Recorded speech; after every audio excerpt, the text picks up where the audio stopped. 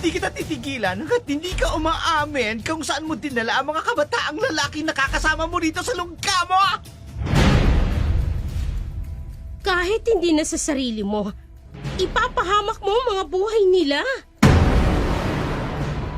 Kalat na sa bayang ito ang pagiging mahilig mo sa kabataan.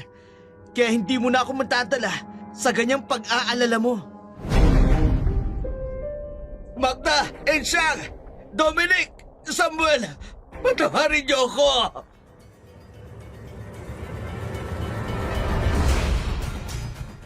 Mapagpalang araw po sa inyong lahat.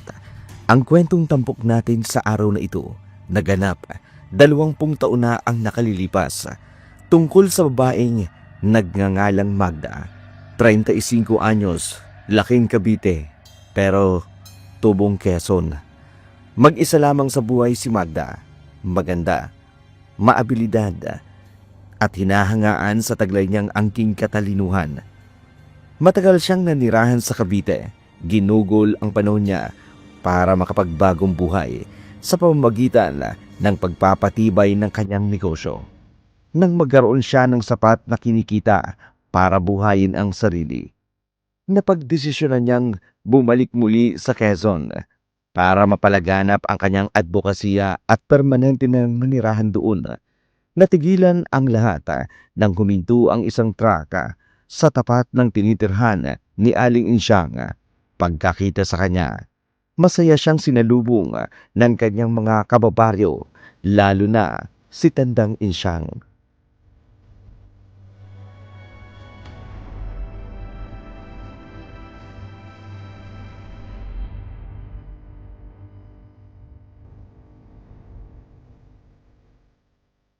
Magda, totoo ba to? Abay, nagbalik ka na. Aling Insyang, kumusta po? Eto, ayos lang. Pero, matanda na. Aling Insyang naman, makasabi kayo na matanda na. Maputi lang po ang buhok ninyo, pero maganda at mukhang bata pa rin naman kayo. Ay, nako naman. Mas maganda ka pa rin naman, Magda. Tingnan mo ang mga tao. Hindi magkandamayaw sa pag-uusyoso sa pagbabalik mo. Ano bang pinagkakaabalahan mo ngayon? Wala naman po. Nagpapaganda at nagpapayaman lang. Ay, mukha nga. Ano bang sikreto mo, ha? Wala po. Pero kung gusto niyo pong malaman, sasabihin ko po sa inyo. Kaya lang, maghahakot pa ako ng mga gamit ko. Tatapusin ko muna ang ibaba ang mga gamit ko. Ayos lang po ba, Aling Insyang? Aba, oo naman. Teka, kailangan mo ba ng mga magbubuhat? Maraming kabataan dyan na pwede kong patulungin sa'yo. Talaga po? Oo, sige. Papuntahin niyo na lang po rito. Ako na ang bahala sa kanila. Sige. Sandali lang at ipapatawag ko sila. Binoy! Nasa mga tropa mo? Ay, pumarinig nga kayo saglit! Teka lang ho. Hindi kaya nakakahiya sa kanila? Baka kagalitan sila ng mga magulang nila. Aba, huwag kang mag-alala. May kanya-kanya ng mga buhay ang mga yan. Kundi man pinabayaan na ng mga magulang. Mga juvenile delinquents nga. Nakakaawang mga bata. Hayaan po ninyo. Ako na pong bahala sa pagbubuhat nila. Mag-aabot ako ng kahit konting makakaya ko. Sige. Sigurado akong matutuwa ang mga batang yan. Talaga? Sadyang magiliw rin po ako sa mga kabataan, Aling Insyang. Aba, natural. Mula nang isinuko ko ang trabaho ko, pati yung mga pabrika, ako na ang nag-aalaga sa mga yan. Alam mo naman ang aming pamilya. Kailangan may magpatuloy ang angkan naming mga may alam sa gamot. Sige po. Magkwentuhan na lamang tayo sa ibang araw, Aling Insyang.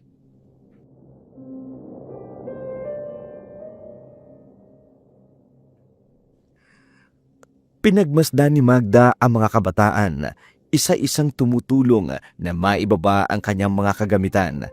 Hindi maiiwasang titigan ang dalawa sa mga kabataang seryosong balikpasok sa truck at sa bahay. Nakasuot ng itim na pangitaas, maluwag na short, May kahabaan ang buhok at siga kung maglakad.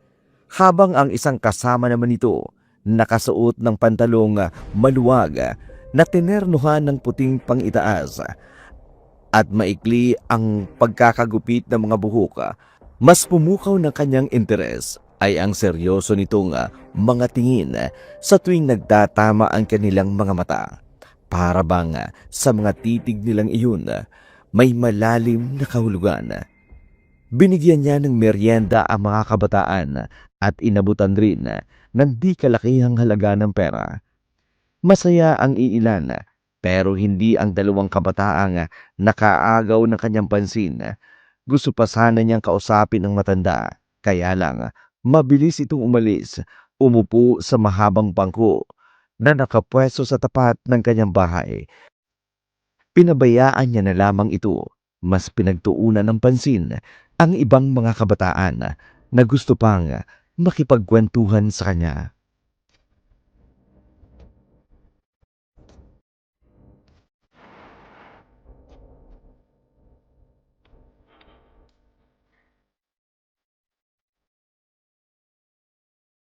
Pagdamutan nyo na yung naibigay ko, kahit papano, may pambili kayo ng kailangan nyo.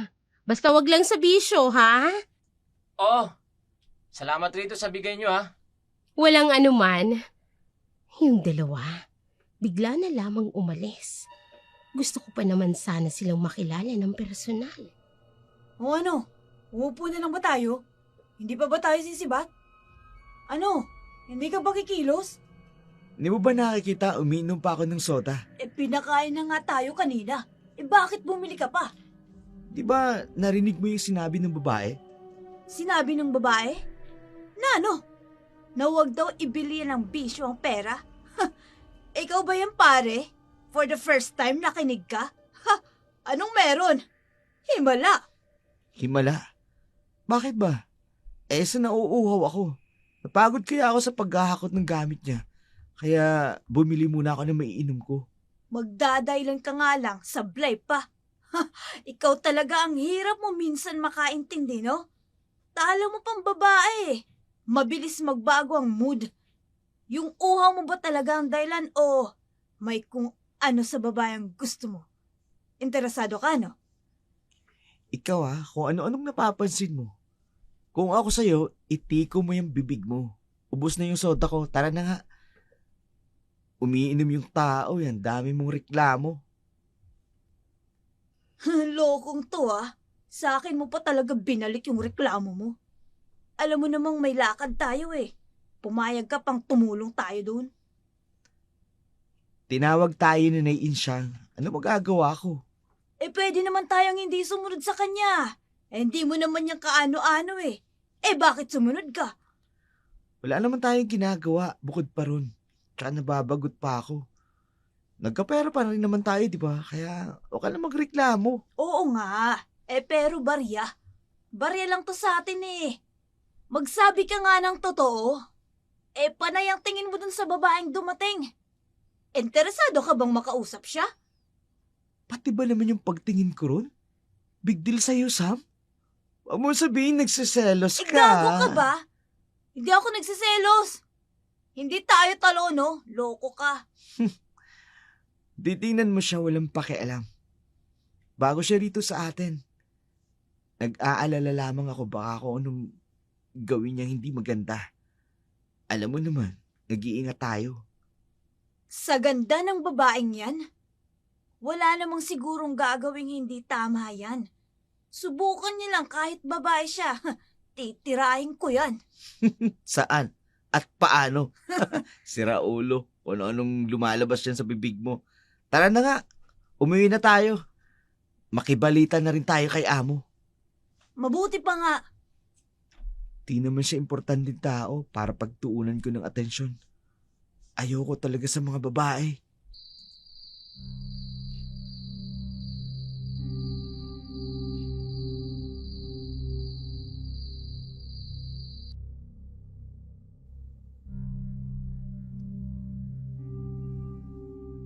Naging magiliw si Magda sa mga kabataan na una niyang nakakwentuhan Madalas pa ngang tumatambay ang mga ito sa maliit na negosyong binuksan niya sa tapat ng kanyang tahanan. Habang inaayos at isinasalansan ang mga damit na dinidisplay niya sa loob ng kanyang RTW store, rinig na rinig ng kapitbahay niya ang mga biruan, tawanan, kundi man kantahan na madalas nagaganap sa tapat ng kanyang tindahan. Nagtataka tuloy ang karamihan. Bakit magiliw si Magda sa mga kabataan na iyon? Ano rin bang meron si Magda para magustuhan ng mga kabataan ang makipagkwentuhan sa kanya? Hindi na natiis ni Insyang na tanungin si Magda sa tunay nitong motibo para sa mga kabataan.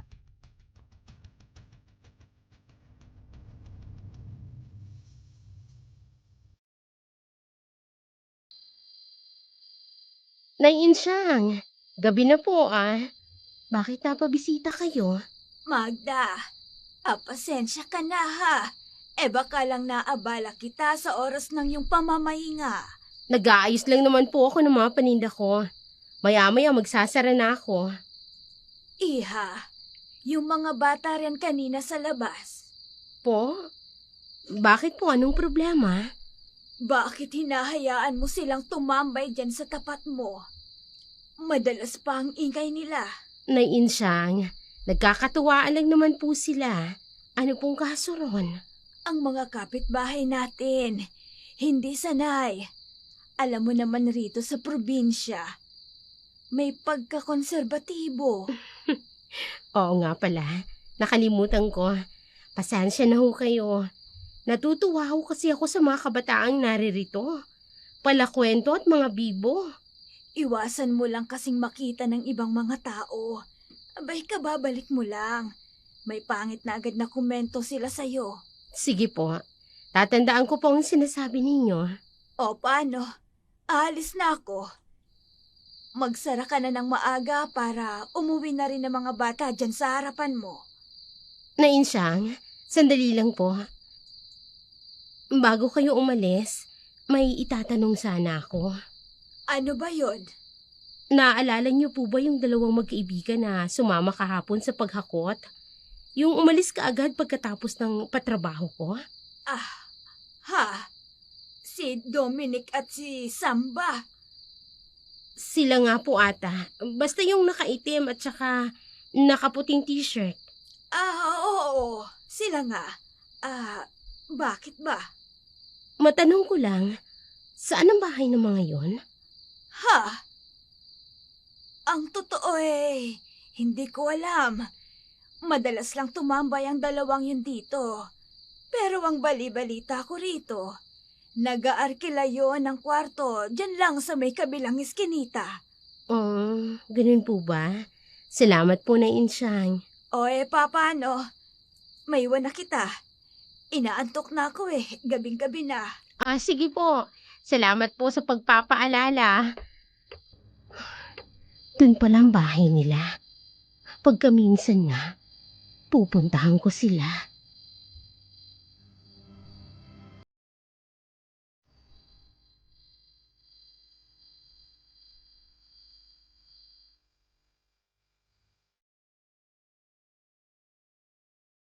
Ugali na ni Magda ang bumisita sa mga bago niyang kabataang nakikilala. Madalas siyang binibigyan ng mga personal na gamit ang mga ito. Sinasamahan niya pa ito ng pagkain at cash kapag nataong nagkulang siya ng bitbit niya at nagagawi siya sa iskinitang nabanggit noon ni Ali Insyang. Pinupuntahan niya ng personal ang kwartong inaarkila ni Dominic at Sama. Nagulat pa nga ang binata nang biglang bumungad sa harapan niya ang mukha ni Magda.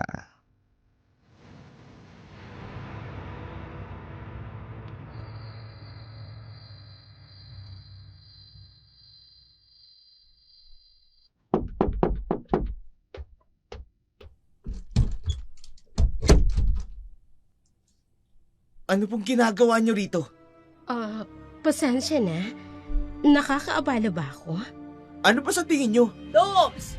Sino ba yan At ang init agad ng ulo mo. Hi! Totoo nga. Magkasama kayong nakatira dito? At sino may makating dila ang nagsabi sa inyo na dito kami nakatira? Tinatanong pa ba yun? Eh di si Tandangin siyang. Teka, ano bang atin at nagawi ka rito? Wala namang importante. Gusto ko lang sanang iabot ito sa inyo. Ano naman to? Hinihingi mo ba ito, Sam? Hindi no. Eh hindi nga ako lumalabas ng kwarto natin. Paano ako manghihingi sa kanya? Miss, baka naman nagkakamali ka lang ng bahay na pinuntahan mo. Ibigay mo na lang sa iba yan. Doon sa mas nangangailangan. Para sa inyo talaga to. Hinanap ko pa nga itong tinitirhan ninyo para lamang maibigay ko ito ng personal. Alam nyo, Miss Maganda, yung mga bagay na ibinibigay nyo sa amin, kaya naman namin yung bilhin. Kung gusto nyo pa nga bigyan ka pa namin ng cash para makabili ka pa ng ibang mga gamit na ipamimigay mo sa mga ibang kabataan na nandirito. Hindi na kailangan. Marami ako. Basta tanggapin nyo na lang ito. Pakiusap. Pakiusap rin po. Kung wala po kayong importanteng sasabihin sa amin, pwede na po kayong makaalis. May mas mahalagang bagay po kaming gagawin kesa ang makipagkwentuhan sa inyo. O sige, pasensya na sa abala. Kung ayaw ninyo, ibabalik ko na lang ito sa bahay ko. Mabuti pa nga po. Mawalang galang na ho. Isasara ko na ang pintuan. Oh, teka, sandali lang. Ano bang meron ng batang yon? Parang galit lagi sa mundo. Hindi ako titigil. Darating din ang araw. Makukuha ko rin ang loob niya.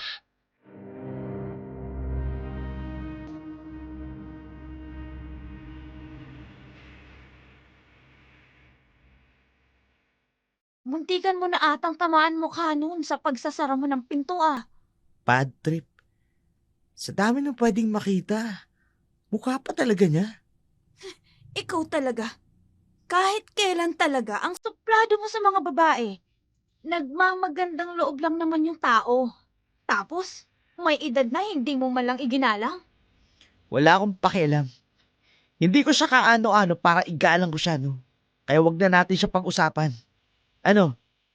Tinawagan ka na ba ni Amo? Oo. Bukas, pinapapunta ako sa site. Sasama ako. Huwag na muna. Ako na lang muna siguro. Sasabihan nilang kita kapag magandang kita. Sama mo na kasi ako, nababagot na ako dito eh. Huwag ka ngang mag-alala. Susunod ka rin sa akin doon. Sisiguraduhin ko munang magandang kitaan.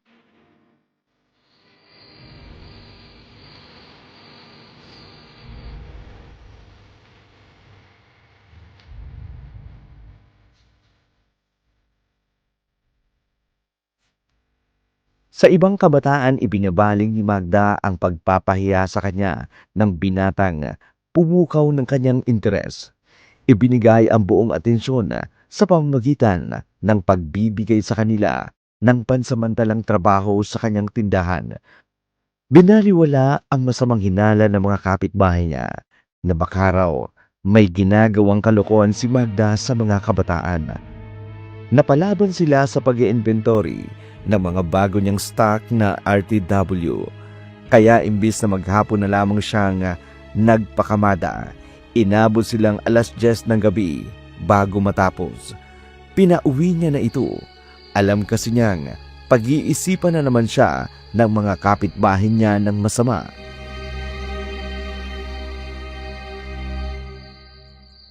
Sayang nga eh. Pinauwi na ako ng maaga. Kung nag-overtime ako, baka pumaldo ako ng overtime pay. Oh, ano yun? May nakasunod ba sa akin? May naririnig akong mga papalapit na yabag. Hoy! Pinoy! Walang iya ka naman ate. Akala ko naman may ibang tao nakasunod sa akin. Titanong ko. Ikaw lang pala. Bakit narito ka pa kasi? Gabi noon, hindi ka pa umuwi. Eto na nga pauwi na. Pero kakain pa ako sa may kanto. Nagugutom ako eh. Maya-maya siguro ate. Gusto ko talaga pagtawag mo sa akin ng ate. Yung iba mo kasama wala na Ikaw na lang naiwan. Saan ka pa nanggaling at gabi ka nang nakauwi? Maaga silang umalis kaysa sa akin. Nagtagal pa ako ng konti kay Ate Magda. Dumiskarte ako ng datong. Sayang kasi. Nakakalata na ako sa babaeng yun, ha? Ano bang gayo mang ginawa sa inyo at naumaling kayong pumupunta sa kanya, ha? Nako, kapag kayo talaga napahamak sa katatambay niyo sa kanya, susugurin ko talaga yan. Chillax, kapatid kong maganda. Binibigyan pa nga kami ng pera eh. Tapos mga gamit.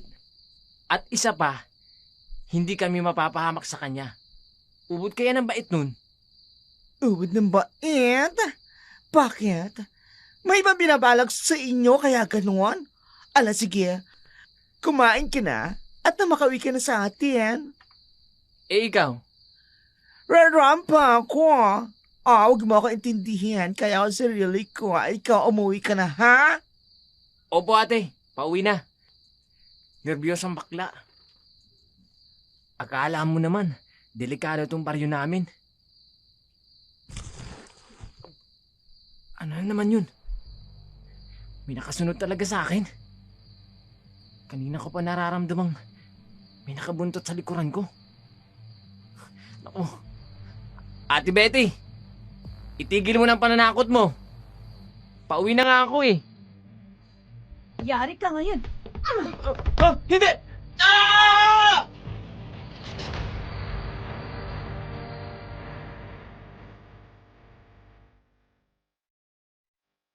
Kinakabahan si Magda. Napalingon sa narinig niyang pagsigaw. Inisip kung saan ang galing ang ingay na yun. Huminto siya saglit. Pinakiramdaman kung may maririnig pa siyang kasunod na sigaw. Pero wala na. Kuliglig at mga huni na lamang ng mga kuwago sa paligid ang kanyang nauulinigan. Isinara na niya agad ang tindahan. Hindi niya na gusto pang malaman kung saan ang galing ang sigaw na iyon. Sa sobrang pagod niya sa buong maghapon, hindi niya na nagawang makapagbihis ng pantulog. Nakatulog siya kaagad sa kanyang silid.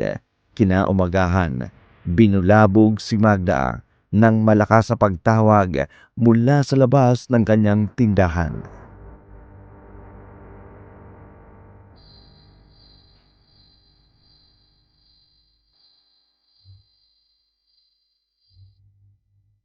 Magda! Lumabas ka dito! Harapin mo kami malandi ka! Maingay Bakit? Sa bahay ko pa? Walang iya ka talaga! Pati mga bata pinapatulan mo! Harapin mo kami! Magda! Ano ba namang kaguluhan yon? Bakit bigla na lang may nagtatatalak sa tapat ng bahay ko? Ano bang problema? Hindi ka dito malandi ka! Itiwan mo ko! Ikaw na babae ka, kabago-bago mo pa lang rito, gagawa ka na kagad ng kalokohan! Iwan mo sabi ako Wala kang karapatan saktan ako! Hindi kita titigilan hanggat hindi ka umaamin! Saan mo dinala ang mga kabataang nakasama mo rito sa lungga mo? Ang mga kabataan? Dinala? Saan ko Oo. naman sila dadalhin? Andito lang ang bahay ko. Pinauwi ko na sila kagabi pa. Kaya wag niyo sila sa aking hanapin. Hindi kami naniniwala! Papasukin mo kami! Kahit pumasok kayo, wala kayong makikita. Mga kasama! Sumagot kayo! Dito kami, Berto. Halugugin natin ang bahay at ang tindahan ni Magda! Oh. Bilis! Saka, dahan-dahan sa mga damit. Mga paninda ko yan. Lahat ng sulok puntahan ninyo! Tingnan natin. Ano bang nangyayari dito? Sandali, teka. Bakit ang daming tao? Roberto! Alin siyang? Hindi po ako si Roberto. Call me Betty. Ang bantot na pagkakatawag mo sa akin. Oo, kasing bantot ng ugali mo. Itigil mo tong kalokohan mo. Anong ginagawa mo rito? Naiinsyang, hinahalugog nila ang bahay ko. Hinahanap yung mga bata. Ha? Bakit? Bakit dito? Roberto! Roberto Magaspak! Ano ito, ha? isa pang pagtawag niyo sa akin ni Roberto, susunogin ko talaga ang bahay na ito! Abay, subukan mo! Ako ang magkakalaban mo! Yan! Yung babae na yan! Siya ang huling kasama ng mga nawawalang kabataan dito kagabi pa! Kaya namin siya sinugod rito para imbisigahan ang krimen niya! Wala sila rito. Pinauwi ko na sila kagabi pa. Nainsyang, hindi ko sila magagawang itago rito. Sa liit ng bahay at tindahan ko, paano ko sila mapagkakasya rito? Itigil mo na to. Wala kang... Walang ano! Hindi! Huwag kang magbintang sa isang bagay na hindi ka pa naman sigurado, Roberto! Hindi! Nag-aalala ang mga magulang nila pati ang kapatid ko! Kasama nawawala! Kung maghahanap kayo, huwag niyong guluhin pati ang mga display ko. Nakakasira kayo ng mga gamit. Tama na yung panggugulo nyo. Nasisira ng paninda ni Magda. Itigil nyo na yan! Ha? Nakakainis kayo! Sige! Pagbibigyan kita ngayon, ititigil namin ito. Pero oras na malaman ko na may kinalaman ka talaga rito, ikaw ang uunahin kong kalbuhin! Tara na, mga bakla! Follow the leader! Ang mga paninda ko, nagulo ng lahat. Ay, pasensya ka na, Iha. Salbahe talaga ang baklang yan. Ano bang pumasok sa kokote nila? Para pag hinalaan nila ako na akong dumukot sa mga bata. Kaya nga noon pa, Iha, binabalaan na kita. Huwag kang masyadong maglalalapit sa mga kabataan rito. Ayan tuloy ang nangyari. Pagpasensyahan niyo na ako. Hindi ko lang ho talaga maiwasan. May naaalala lang kasi ako sa tuwing nakikita ko mga kabataang tulad nila. Aber, sige nga. Bakit nga ba, Magda? Ano bang meron sa mga kabataang yan at malapit ka sa kanila? Hindi ko pa kayang sabihin na yun siya. Hanggang ngayon, napakasakit balikan. Pakiramdam ko, sa tuwing maaalala ko yung mga nangyari, bumabalik lahat ng paninisi ko sa sarili ko. Sobra akong nasasaktan. Huwag mo nang banggitin. Kung hindi mo pa kaya. Sige na, kumalma ka na. Sige na. Bumalik ka na sa loob. Magpahinga ka na ulit. At mukhang hindi ka pa nakakabawi sa pagod mo. Sige na. Siguro nga po, naiinsyang. Oh, sige ho, salamat sa pag-aalala.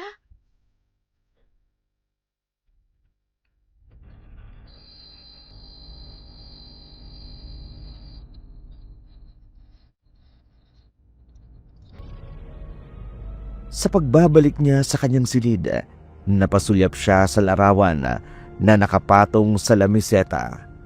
Bigla niyang naalala na tawagan ang isang dating kakilala. Maraming taon na rin ang nakalilipas. Mula nang huli niya itong makausap, napahinto siya sa kanyang mga narinig. Hindi niya inaasahang gumugulong pa rin ang investigasyon kahit umalis na siya rito ng maraming taon. Natigilan siya sa nakagugulat na balita. Sinabi nito sa kanyang may progreso na ang investigasyon na hinihintay niya. Hindi nagmatch ang DNA ng anak niya sa bangkay ng mga batang una nang natagpuan sa pinangyarihan ng sunog. Dito na paiyak si Magda. Yung kaba at pag-aalala, nasaan na nga ba ang kanyang anak na si Miko? Hanggang ngayon, hindi pa rin natatagpuan ang katawan ng bata. Nabuhayan siya ng loob. Maaaring may maliit na pag-asang hindi nakasama sa sunog ang kanyang anak, pero saan niya ito hahanapin? Ibinabana niya ang telepono, pero panay pa rin ang iyak niya. Naubos na ang maghapon sa pag-iisip. Paano nga ba siya magsisimulang maghanap samantala sa isang bodega? May mayamang lalaking inchig ang tuwang-tuwang nag-abot ng malaking pera sa kanilang among si Orly, habang tahimik namang naghihintay si Sam ng kanyang sahod.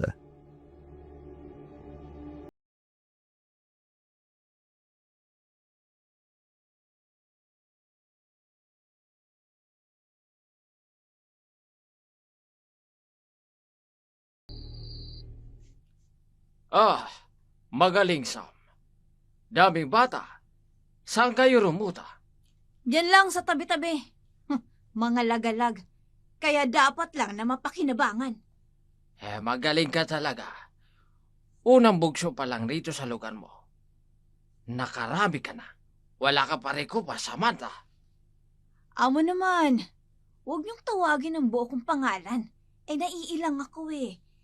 Hindi bagay sa suot ko yung pagtawag mo sa pangalan ko. Sa gusto kita tawagi sa ganun eh. Teka, napansin ko. Hindi mo kasama si Dominic.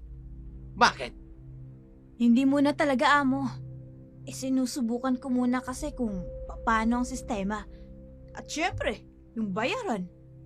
Ayokong mapahiya sa anak-anakan mo kapag ipinasok mo ko rito sa bagong trabahong bigay mo eh. Loko ka.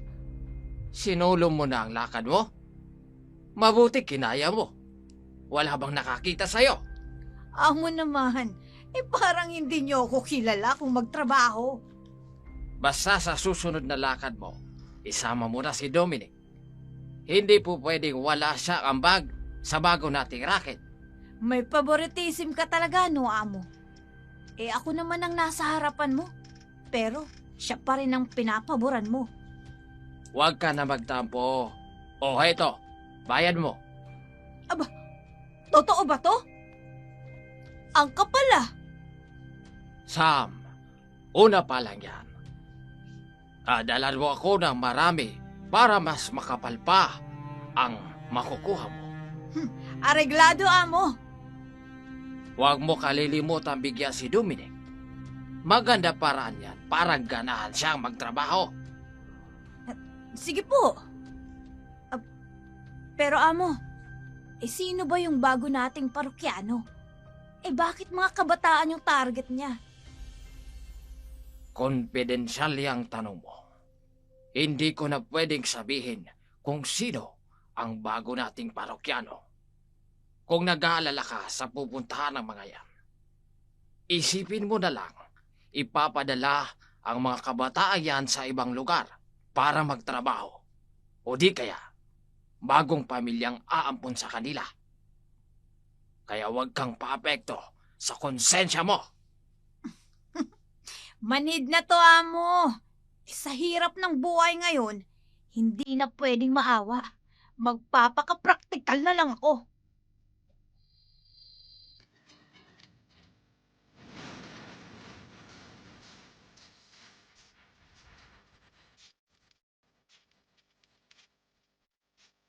Ang mga kabataang walang kamalay-malay na nakuha nila Sam dinala sa isa pang sasakyan. Hindi niya alam kung saan dadalhin ang mga kabataang iyon. Ang tanging paliwanag lamang sa kanya ni Among Orly, dadalhin sa ibang lugar para magtrabaho. Child trafficking kumbaga. Wala na rin naman siyang pakialam kung ano ang magiging lagay ng kanyang mga nadukot. Para sa kanya, sa pera siya ngayon nakatingin at hindi sa mga kabataang nadudukot nila. Ang mabuhay sa pera, kontento na siyang mabuhay sa ganoong paraan. Wala siyang ibang iniintindi kundi ang sarili at ang kababatang kaibigan ni Dominic. Hating gabi na nang makarating siya sa kanilang tinutuluyan, dito niya na ginising ang kaibigang malalim na ang pagkakatulog sa higaan.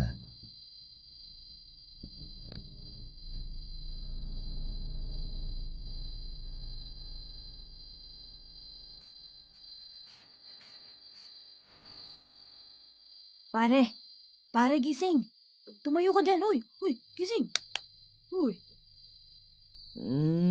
Bakit ba inaantok pa yung tao eh? pare, may sasabihin ako sa'yo. Bangon na dyan, dali na, uy. Ano ba?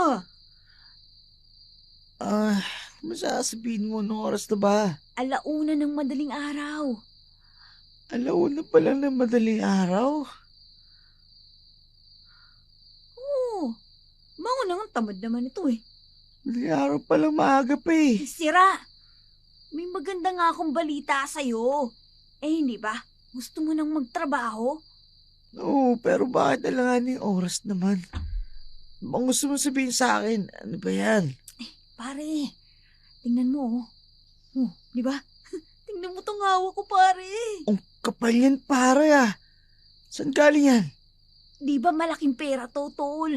Ang galing ko, no? Kaya mo ah. Pumasok ka nga. Ikaw lang, di mo ko sinabihan. Sinubukan ko lang naman yung tinatawag sa akin ni Amo. Nung nalaman kong malaki ang bigayan, isasama na kita. Hindi ba yung dati nating trabaho? Yung dating trabaho natin, ano balita ron? Iba to, pare. Mas malaki yan ang kita kaysa dun sa sinasabi mo. O ano, sasama ka ba o hindi? Dating gawi pa rin ba? Driver lang ako tsaka SOP. Oo, pero safe ka. Ito nga palang unang bayad ni Amo. Na-miss ka rin niya eh. Yan man pala eh. Yan ang gusto ko sa kanya. Hanggang ngayon, di niya ako kinakalimutan. Sa makalawa, 9:00 ng gabi ang sunod na lakad ng grupo. Ako munang mangunguna sa pagkakataong ito ha. Lalo pat unang gabi mo pa lang sa operasyon natin. Aliglato, walang problema.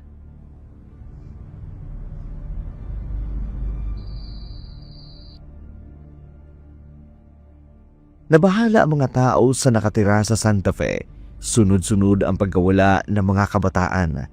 Gabi kong umaatake ang mga sospek na nangunguha ng mga kabataan.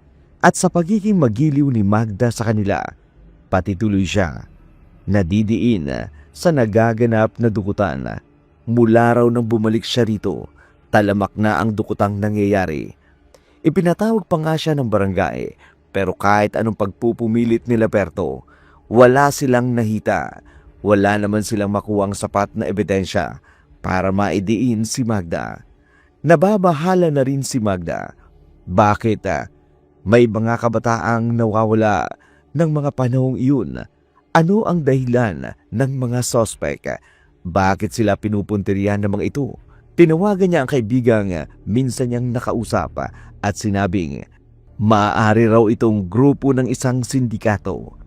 Mga taong walang oras na pinipili, walang takot na umatake, walang pusong kinikitil ang buhay ng mga tao para lang sa pera. Dito na mas naging desperada si Magda na tumulong na imbestigahan ang mga nangyayari. Nagpulong sila kasama ang ilan sa mga kakilala niya.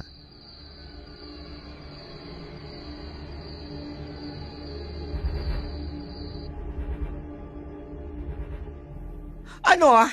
Tutungangan na ba tayo ah? Wala ba tayong gagawin? Gusto ko lang kumilos!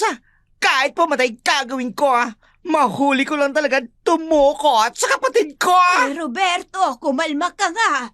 Hindi natin mareresolba ang problema sa dahas. Sa ibang paraan natin ito susolusyonan. Nako, tandang insyang. Uunahin talaga kita. Panay ka, Roberto. Ha? Nakabistida ako. Nakatakong, naka-makeup. O, di ba? Wa-ebek pa rin. Ha? Si Betty nga ako. Betty! Ha? Bakit magulit nyo, ha? Ay, ikaw kaya ang gamitin naming pain at ipadukot Ha? sa mga sospek. Ay, para namang matigil na yung bunganga mo sa kakareklamo mo sa pangalan mo. Abay, balibalik ta rin man ang mundo. Epitin mo man yung hotdog mo dyan sa mga hita mo. Abay, lalaki ka pa rin. Magtigil ka sa kaartehan mo! Baklang to! Tama na po yan. Hindi natin maayos ang gulong ito kung mag-aaway-away tayo. Isa ka pang babae ka. Isa kang salot. Simula nang dumating ka rito, ang dami ng kababalagang nangyari sa baryo namin. Kaya dapat sa'yo, dinideklarang persona non grata ng bayang ito ng Santa Fe. Ay, pati ba naman si Magda ay pinagbibintangan mo? Hindi pa ba malinaw sa'yo ang sinabi ni Kapitan? Walang kinalaman si Magda sa lahat ng ito. Hindi tamang pagbintangan siya sa isang bagay na hindi niya namang ginawa. Itigil na natin ang pagtatalo-talo. Kailangan na nating umisip ng paraan para mapigilan ang krimeng ito. Hindi matatapos ang usaping ito kung panay tayo pambibintang sa ibang tao. Nag-aalala kasi ako sa kapatid kong si Penoy. At tagal niyang nawawala. Baka kung napalo na siya. Sundin na lang muna natin ang sinabi sa atin ni Kapitan na hanggat maaari, bawalan ang lahat ng taong maglalagalag tuwing gabi. Hindi lang basta bata. Kailangan pati rin matatanda. Baka kasi sa sunod, wala na silang piliing bibiktimahin nila. Dapat maging handa tayo sa lahat ng oras. Tama si Aling Insyang. Kailangan nating magtulong-tulong para pangalagaan ang bawat isa. Sigurado ako, kahit naghahanda tayo para sa muli nilang pag-atake, mas magiging handa silang hindi na mahuli ng mga taong bayan. Sige, gagawin natin yun. Pero kapag dumating ang oras na matsyempohan ko sila, kahit ipain ko ang sarili ko, maipagiganti ko lamang ang kapatid ko. Dalangin ko na mangyaring bagay niyan. Imbes na makatulong ka pa, dadagdag ka lang sa iisipin ng lahat. Betty, kung maaari mag-iingat ka. Kahit na inaaway mo ko, pinagbibintangan ng mga bagay na hindi totoo. Hindi ko gugustuhin makita kang mapahamak. Magkaibigan tayo, di ba? Alam mo, mas natutsa ako sa pagtawag mo sa akin sa pangalan ko sa pinakamalambing na paraan. Pero salamat. Sa kabila ng mga sinabi ko, mabait ka pa rin sa akin. Wala akong kaaway rito sa bayan ng Santa Fe. Lahat tayo rito pamilya. Sa ngayon, ang mga kabataan ang pagtuunan natin ng pansin. Ingatan natin sa lahat ng oras. At alam ko, darating ang panahon na mahuhuli rin natin sila at maibabalik ang mga batang nakuha nila.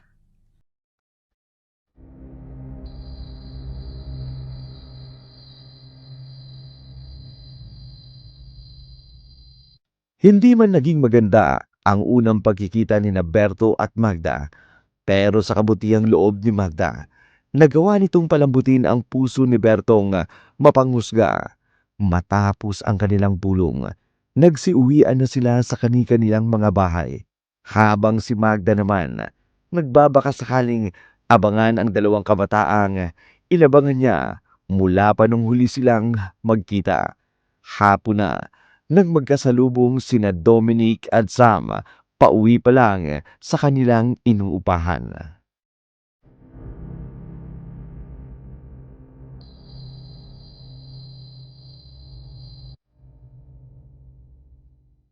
Mga bata, ligtas kayo.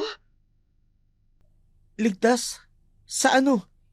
Hindi niyo ba nababalitaan ang pagkakawala ng mga kabataan rito? Aling Magda, busy kaming tao. Kung may mga nawawalang mga kabataan dito, hindi kami yun. Kita nyo naman andito kami sa bahay. Buhay at naglalakad pa uwi sa amin. Saan ang punta ninyo? Malamang uuwi na. Galing kami sa trabaho. Sige, maiwan ka na namin. Sandali lang. Huwag muna kayong umalis. Tamang-tama pala ang labas ko. Ibibigay ko itong lutong ulam sa kahit kaninong kabataang masasalubong ko. Swerte naman at kayong nakita ko. Uy, ulam! Mukhang masarap pa. Para sa amin talaga to? Sam, busog na tayo, di ba? Kumain na tayo kani-kanina lang, di ba? Ha? Pero, Eto ng pagkain mo. Di namin kailangan yan. Aalis na kami. Nakakaistorbo ka ni. Ha? pero pare, isayang naman yung dala ni Aling Magda. Mukhang masarap eh.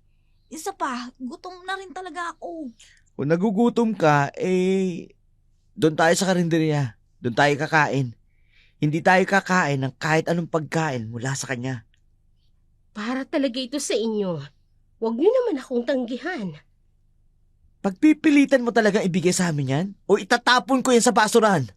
Oo na, hindi na. Ibibigay ko na lang sa iba.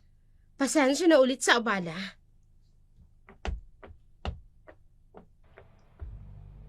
Bakit kaya siya ganyan? Sa lahat ng kabataang nakikilala ko, sa kanya lang ako napahiya ng ganito. Pero kahit na ganon, nahahabag ako sa kanya. Para tuloy mas gusto ko pang makilala ang batang ito. Baka kailangan niya lang ng kalinga ng isang ina para magbagong pakikitungo niya sa akin. Teka, sayang naman pare. Parang kare-kare yun ah. Eh di ba paborito mo yun? Wala akong pakialam. Kahit paborito ko pa yun, ayaw kong kumain ng kahit anong ulam galing sa kahit sinong babaeng estranghera. Hindi nila mapapantayan ang lutong kare-kare ni Mama. Speaking of mama, wala akong maalalang nagbanggit ka man lang ng tungkol sa kanya. Mula pagkabata natin. Wala ka na ikwento. Teka, nagkaroon ka ba ng balita tungkol sa kanya? Wala. At wala na akong balak malaman pa. Sa yun, kontento na ako sa pangangalaga sa atin ni Amo. Iniligtas niya tayo. Iniligtas niya ang buhay ko. May tatanuin man akong utang na loob. Yun ay walang iba, kundi si Tatay Orly. Siya lang ang tatanawan ko ng malaking pagkakautang na loob. Siya lang at wala nang iba.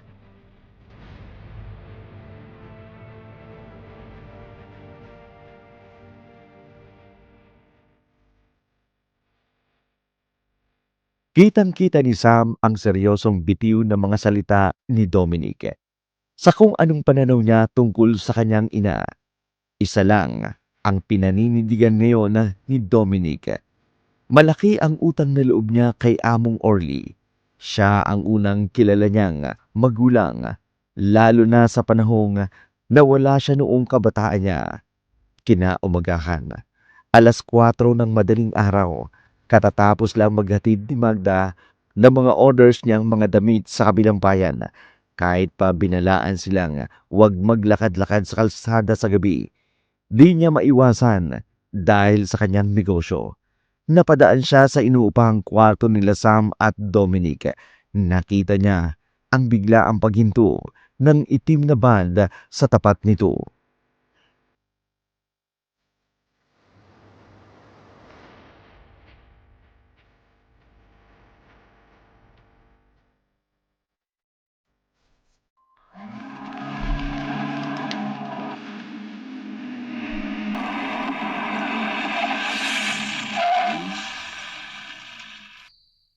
Itim na van. At sa tapat ng inuupahan nila sa huminto? Sino kaya mga ito? Saglit lang ako ah! Kukunin ko lang yung palakip ko sa ulo! Bilisan mo lang ah. Baka may makakita sa atin rito. Alam mo na, may rota tayo. Si Sam ang bumaba sa van? Pero paano silang nagkaroon ng ganyan? Hindi naman sila mayaman para magmay-ari ng ganyan na van.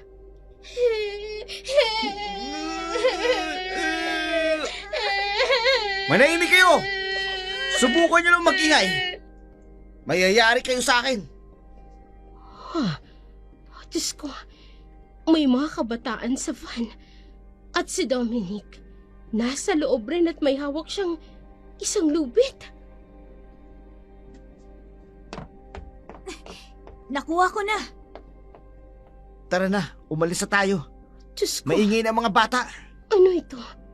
Paano silang nasangkot rito? Shh! May ibang tao. Sinasabi ko na nga ba eh. Pumasok na kaagad sa sasakyan. Baka makita niya pa ang mukha mo. Teka, sandali. Huwag kang maingay.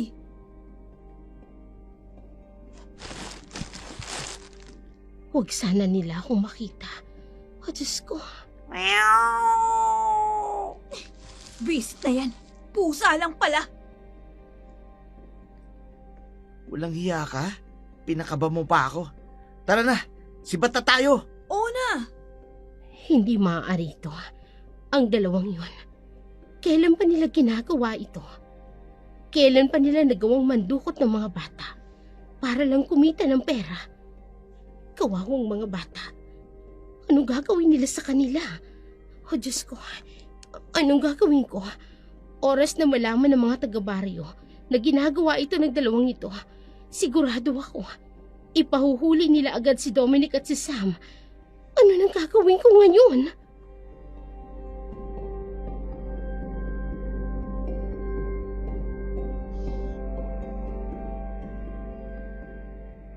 Putok na ang unang araw nang makarating ang sasakyan nila sa bodega ng kanilang amo.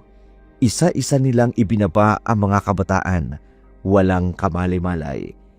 Isinakay na ng wheelchair ang dinala sa isa sa bago at di kalakihang silid. Gustong makita ni Dominic ang loob ng silid, kaya voluntaryo niyang kinarga ang huling batang kanilang nakuha. Pero pinigilan siyang pumasok sa silid ng isang lalaking nakamas. Nakabalot ang buong katawan. Pinahinto siya nito. Biglang kinarga ang batang dala niya. Napasilip siya sa siwang ng pinto ng kanyang lapitan. Kitang-kita niya ang mga katawan ng mga batang nakahiga sa higaan at parang inooperahan ang mga kabataan. Sisilip pa siya uli nang bigla siyang binalaan na bawal sumilip ng lalaking makakasalubong niya. Natigilan siya sa sinabing iyon ng lalaki. Taliwas sa mga sinabi sa kanya ni Sam ang mga nakita niya. Totoo ngang papatayin nila ang mga bata. Akma niyang pipigilan ang ginagawa nito sa loob ng silid nang bigla siyang inakbayan ni Sam. Kinalma ang kuryosidad na makialam pa sa silid.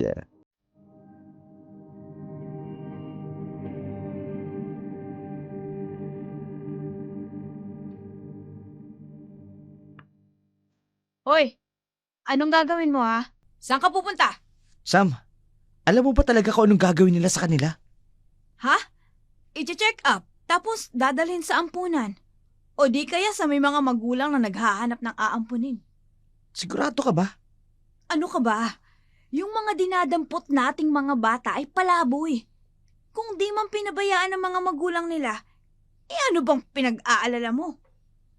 Yung nakita ko rin sa loob parang kakaiba. Di siya parang check-up lang Parang may operasyon na ginaganap sa loob. Operasyon? Oy, walang ganun rito. Mismong si Among Orly ang nagsabi sa akin. I-check up lang silang lahat, pagkatapos, dadalhin na sa dapat pagdalhan sa kanila. O di kaya sa ampunan. Hindi ako bulag. Kinilabutan ako bigla ron sa batang nakita ko. Nakahiga lamang siya sa higaan. Higaan ng pang-opera. Ikaw talaga? Kung ano-anong iniisip mo. Itigil mo ngang pagtitig sa akin ng ganyan. Pati ba naman sa akin wala kang tiwala? Meron naman. Kahit kay Among Orly meron. Pero yung kliyenteng nagbabayad sa atin, doon ako walang tiwala. Isipin mo na lang na binibigyan natin sila ng magandang kinabukasan. Tulad ng trabaho at ng magandang pamilya. Yun ang sabi sa akin ni Among Orly. Katulad nito, yung ginagawa sa'yo nung napulot ka niya. Sige, sinabi mo Sana nga lang magandang pamilya talaga ang mapupunta nila. Pero bakit ganun? Iba yung kutob ko. Tama ng pag-iisip ng masama. Mabuting tao si Among Orly. At alam ko, hindi siya gagawa ng masama sa kanila. Tulirong umuwi si Magda sa kanyang bahay. Napaisip kung paano maililigtas sa mga maling gawain ang dalawang kabataan. Gusto niyang tumawag ng tulong sa kaibigan niyang investigador, pero nag-aalala siya, baka bigla na lamang damputin ang mga ito at dalhin sa kinauukulan. Pinalipas niya ang ilang oras. Pinag-isipan ang susunod niyang hakbang. Kailangan niya munang makausap si Dominic. Maaaring hindi alam ang totoong ginagawa sa mga kabataan, kaya pumayag itong gawin ang ganitong klaseng trabaho. Kinahapunan, inabangan niya ang binatang lumabas sa kanilang inuupahan.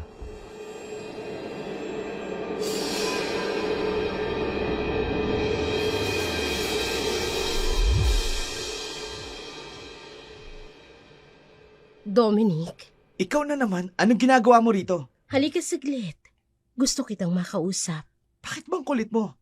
Busy akong tao at wala tayong dapat na pag-usapan. Kailangan nating mag-usap. Hindi mo ako pwedeng talikuran.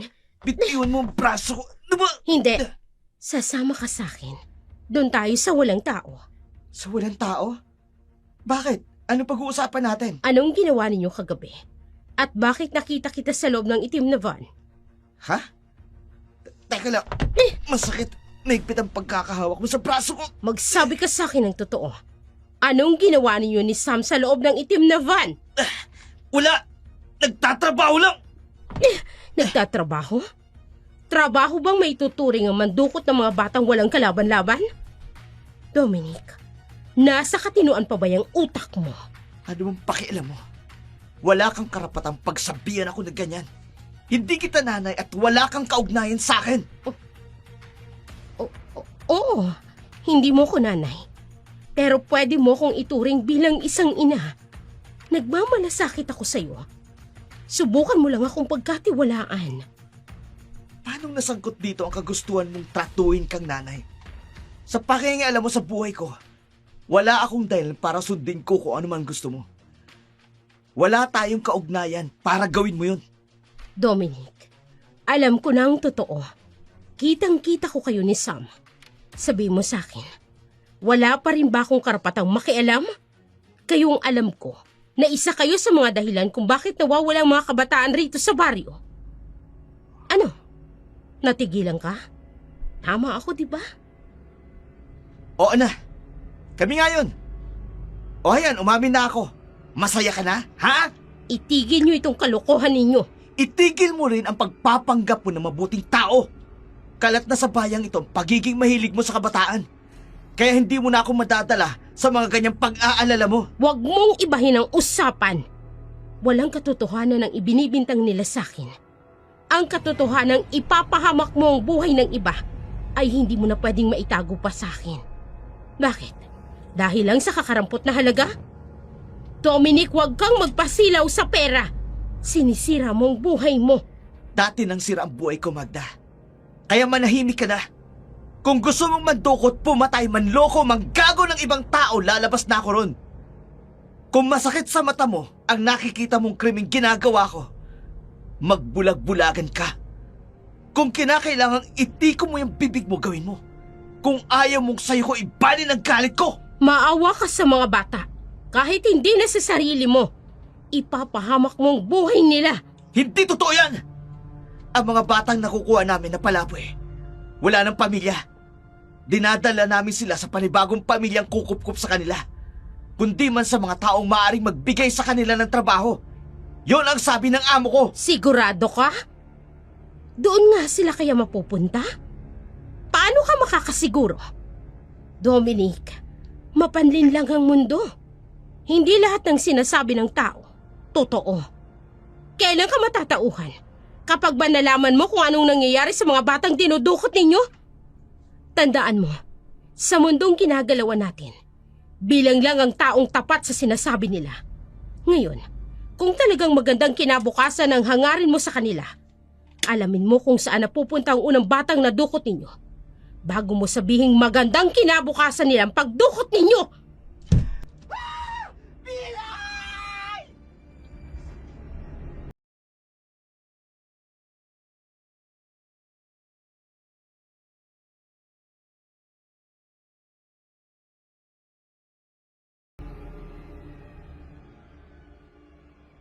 Napalingon si Magda at Dominic sa pinanggagalingan ng sigaw na iyon. Pinundahan nilang dalawa ang kinaroroonan ni Berto at hindi makapaniwala ang lahat sa kanilang natagpuan. Dalawang bangkay ng kabataang walang lamang loob ang nakahandusay sa gilid ng creek. Binalot ang katawan nila ng malaking sako at pinuluputan ng itim na garbage bag ang kanilang mga ulo. Hindi makapaniwala si Dominic. Kilala niya si Benoy. Alam niyang hindi ito kasama sa mga nakuha nila noong mga nakalipas na gabi. Nagtataka siya. Papanong napasama si Benoy sa kanila? Gayong kada rota nila, iniiwasan niyang makakuha ng mga nakikilala niya, lalo na ang mga katropa niya. Bigla siyang kinabahan. Mukhang may lihim nga ang kanilang amo at hindi yon sinasabi ng kanyang kaibigang si Sam at yun ang gusto niyang malaman. Iniwan niyang tulala si Magda sa lugar kung saan nakita si Benoy. Bumalik ng bahay, kinumpronta si Sam.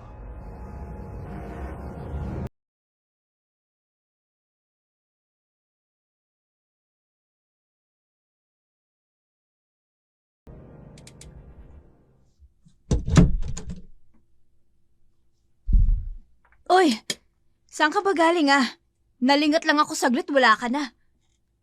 Magsabi ka sa akin ng totoo. Noong unang lakad mo sa trabaho natin, isinama mo bang tukutin si Pinoy? Ha? Hindi. Bakit? Ano bang nangyari? Yung kaibigan kong si Pinoy, natagpo ang walang lamang loob sa creek. Ngayong umaga lang. Ha? Ano? Teka, paano? Anong paanong sinasabi mo? Imposibleng hindi mo yan alam.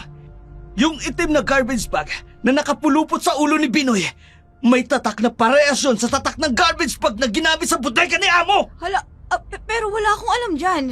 Baka naman sinalvage lang ang kaibigan mo. O di kaya may nakaaway. Kaya pinatay. Walang lamang loob, Sam.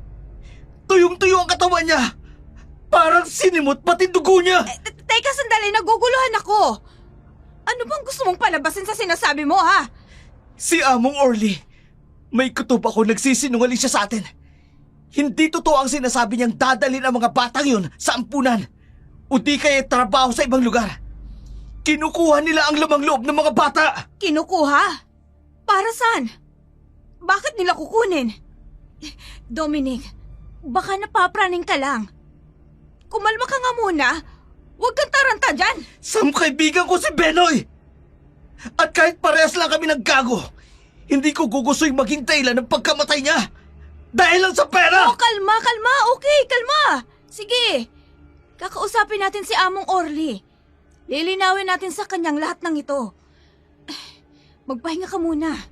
Mamaya pagising mo, makakausap mo si Among.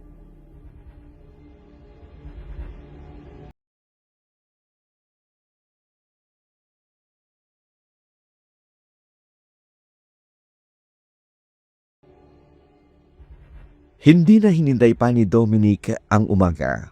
Pinunda niya ang mag-isa ang bodega. Pasekretong pumasok sa loob.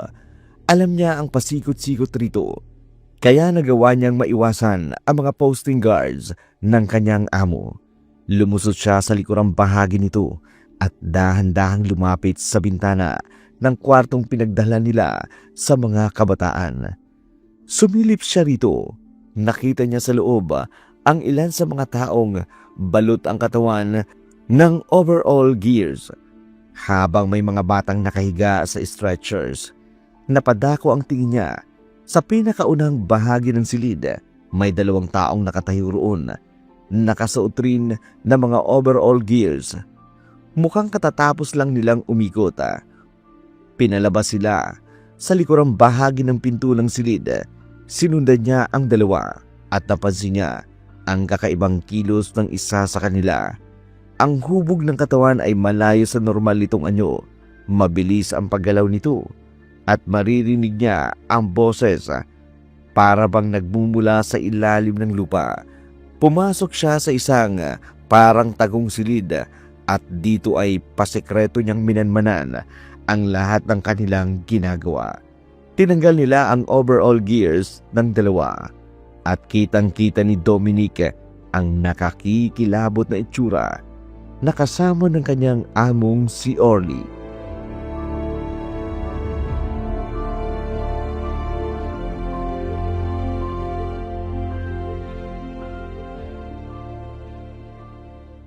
Diyos ko, sino yung kasama ni Amo?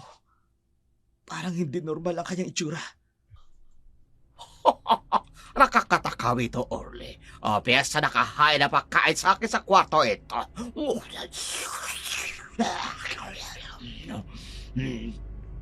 Oo, hinay-hinay lang sa mga yan. Hindi ka mauubusan. Napakarami pa, Wow. Presko, mga laman loob. Tignan mo. Sasaluhan mo ba ako? Hindi ako mahilig sa ganyan. Ikaw na lang. Gusto mo subukan? Pwede kita tilhan. Alam mo naman, hindi ako kumakain yan. Hindi ba? Kung gusto mo tikman, pwede kita pekyan na pagkakataon na subukan mo rin. Kuya Liki naman, ayoko. Tinagyan ko tanggapin ang sumpang iyan mula pa kay Lolo. Pagkatapos aalukin mo ako ang ganyan. Huwag mo ako tingnan na pala kang nandidili sa akin. Ginusto mo rin ito noon na makimayaman, malakas, at hindi tumanda. Yun nga lang hindi mo masikmula. Maging mayaman pwede pa, pero hindi ang lumakas at hindi tumanda. Kontento na ako sa katayuan ko. Ayoko makaroon ng sumpa ang buhay ko. Kung alam mo lang kung kaano ka sa lapakilamdama, making bata at malakas. Oo, salamat talaga, Orle. Napakasaya ko. Hindi ko mararanasan ito kung wala ang tulong mo. Haga kailan mo ba kailangan gawin ito? Baka maubusan na ako ng mapagkukunan ng mga bata. Oo, malami palaan, Orle. Kaya wag mo ko sisihin. Mauupusan ka. Makaling ang bata mo, di ba? Kapag gusto mo na malami, kapag ayaw mo, pulo dahilan.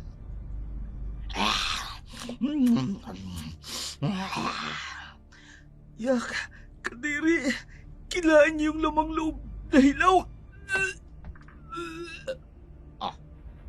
Nakasanal eh. Wala ba ibang tao? Si Dominic.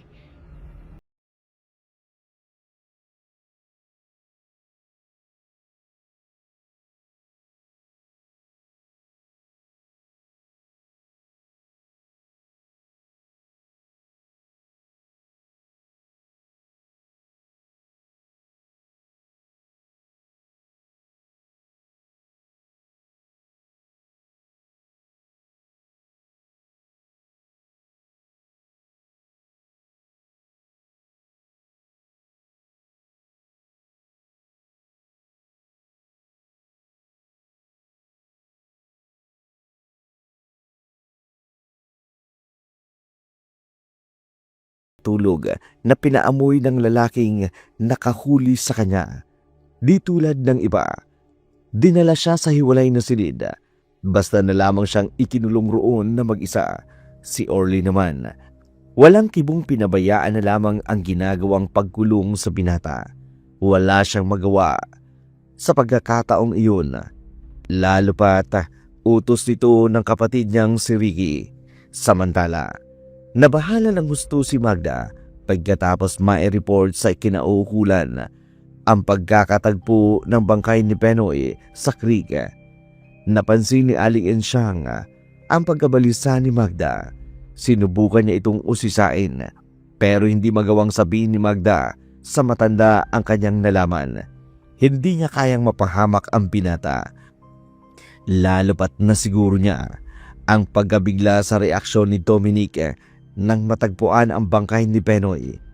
Pilit niyang pinaniniwala ang matanda na nagulat lang siya sa mga nangyayaring kababalagan sa kanilang lugar. Pero iba ang hinala ni Lola Insyang. Malakas rin ang pakiramdam nito. Malamang nakalimutan niya na ang tunay na kakayahan ng matanda. Hindi rin nagpahalata si Lola Insyang. Masama ang kutob niya na may kakaibang ikinikilos si Magda. Kaya nga, nagmamadali ng umuwi si Magda sa kanyang bahay para lang makaiwas sa mapang-usig ng mga tingin ni Lola Insyang.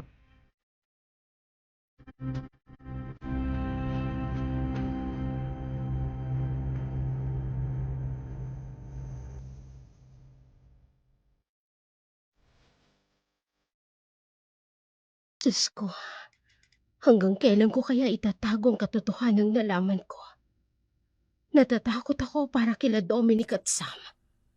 Tsak kung pagdidiskitahan nito ng mga taga-baryo, oras na malaman nila ang totoo. Ano bang ibig mong sabihin, Magda? Diyos ko po, Aling Insyang naman. Nakasunod na pala kayo sa akin, hindi ko kayo napansin. Bakit, Magda? Anong sinasabi mong pagdidiskitahan ng mga tao si Dominic at si Sam? Aling Insyang, kuwan po kasi. Tandaan mo, mas maraming mapapahamak kung pilit mong ililihim yan. Kaya magsabi ka sa akin ng totoo. Alam kong alam mo ang totoong nangyayari sa ating baryo. Hindi ko po gustong ilihim ito, pero naaawa ako sa mga bata. Biktima lang ho sila ng maling pagkakataon. Inakala nilang makakatulong sila, pero hindi nila alam na kasangkapan sila sa isang malaking krimen. Ipaliwanag mo nga ng mahusay. Sinong mga kabataan bang tinutukoy mo? At paano silang masasangkot sa gulong ito? Patawarin sana ako ni Dominic. Hindi ko gustong malaman pa ito ng iba. Magdalena, ano ba? Ipagtapat mo na sa akin ang totoo. Sino at anong alam mo sa mga nangyayari sa baryo natin? Ang kabataang si Sam at Dominic may kinalaman sa nangyari kay Binoy. Anong sabi mo? Paanong nasangkot ang dalawang ito? Linawin mo nga! Si Sam at si Dominic. Silang... Ang ano? Aling Magda? Lolan siyang... Si Dominic! Sam, bakit humahangos ka? Anong problema? Nawawala ho si Dominic. Kanina ko pa siya hinahanap. Pinuntahan ko na ang mga lugar na alam kong lagi niyang tinatambayan. Pero hindi ko siya makita. Ha? Teka, bakit naman siya mawawala? Hindi ba't kayong dalawang... Kaming dalawang... Ang ano po, Aling Magda? Samantha, kailan kayo huling nag-usap ni Dominic? Kanina lang po sa kwarto namin. Sinabihan ko siyang magpahinga muna saglit. Aalis dapat kami pagkagising niya. Pero pagbalik ko sa kwarto niya, wala na. Hindi naman basta aalis yun nang hindi ako kasama. Lalo pat may pupuntahan dapat kaming magkasama ngayong gabi. Naloko na. Hindi kaya pinuntahan niya yung amo mo? Galing kami kanina sa lugar kung saan natagpuan ang bangkay ni Binoy sa creek. Baka kung mag-isa siyang sumuko doon. Teka, paano niyo nalaman ang tungkol sa amo namin? Nagkausap na ba kayo kanina bago siya umuwi sa amin? Alam niyo, naguguluhan ako sa mga pinag-uusapan natin. Abay, sino nga mo? At ano bang kinalaman ni Sam at ni Dominic sa lahat ng ito? Sasabihin ko ang totoo, Aling Insyang. Si Sam at si Dominic, nakita ko sa loob ng itim na van.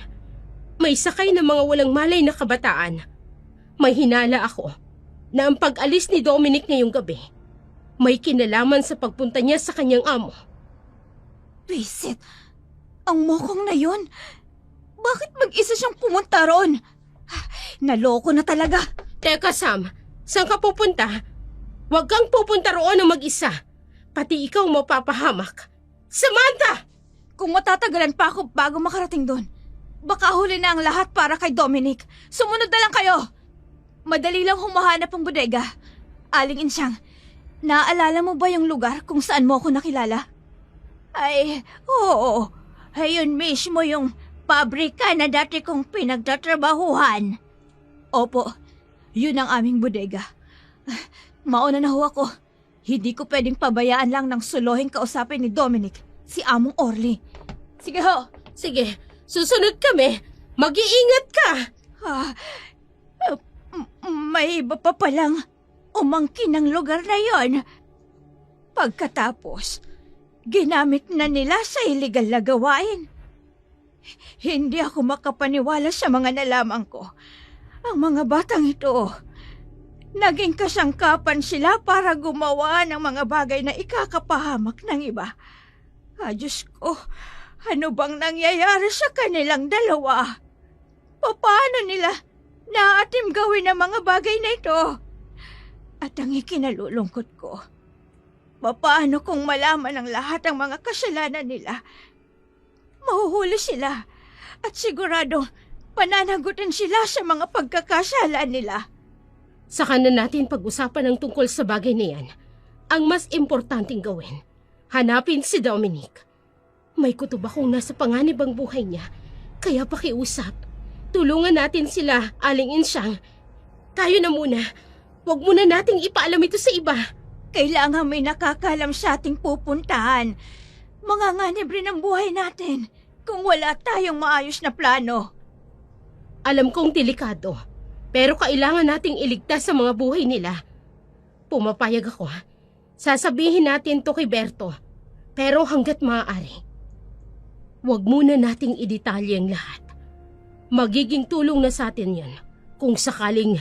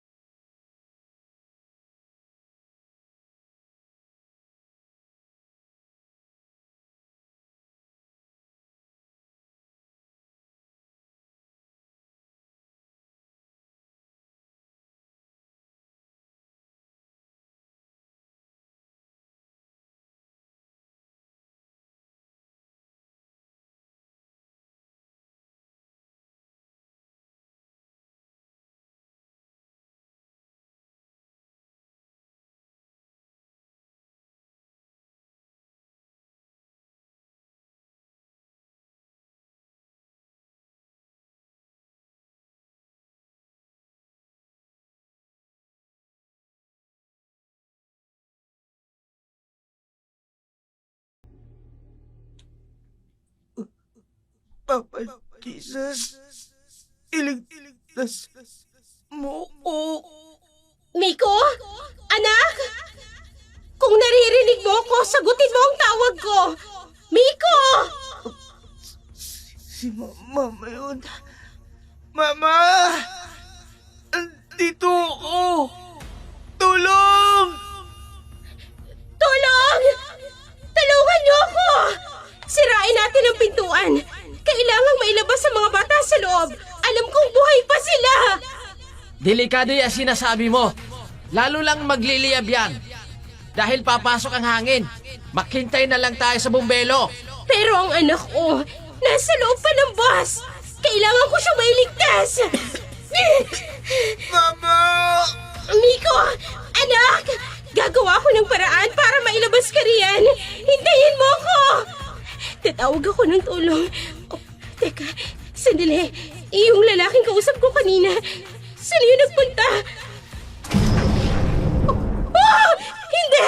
Ang bus! Miko! Ang anak ko! Miko!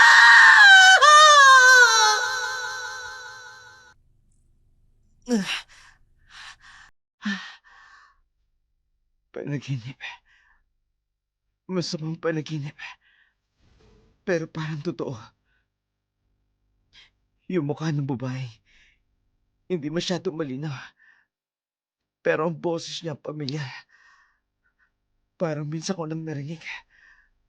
At ang mukha ng lalaki, yun lang ang malinaw ko nakita. Ah! Ah! Ang ulo ko, biglang sumakit. Ah! Ah! Ha! Dominic! Ah!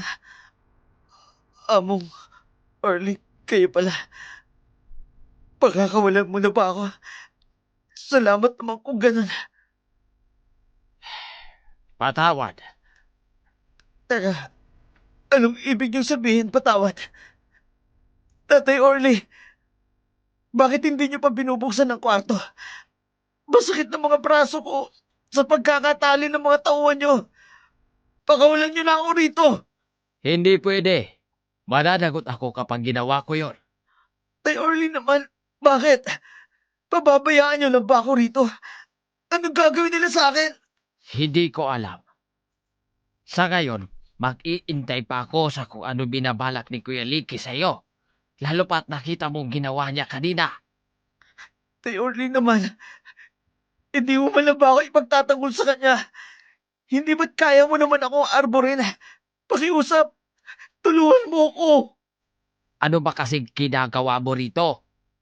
Bakit ka sumilip sa bintana ng aking opisina? Gusto sana kitang kausapin.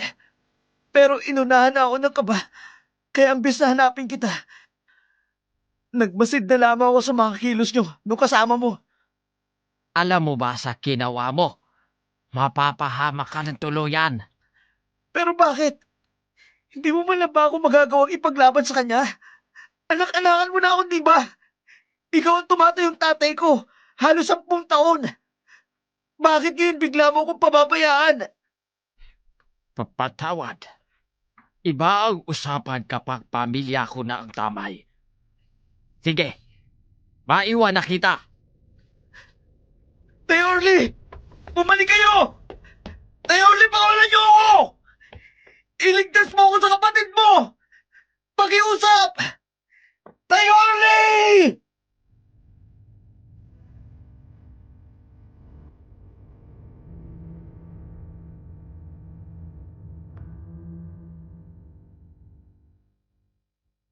Rinig na rinig ni Sam ang pagmamakaawa ng kanyang kaibigan.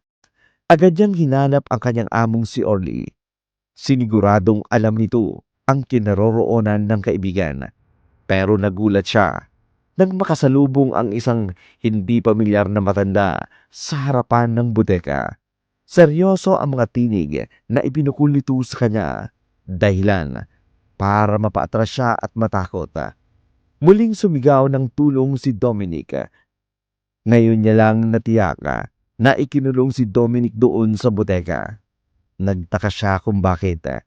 Anong nagawang kasalanan ng kaibigan niya para ito'y ikulong? Biglang dumating si Among Orly. Dito kahit paano, kumalma si Sam at lumapit sa kanya.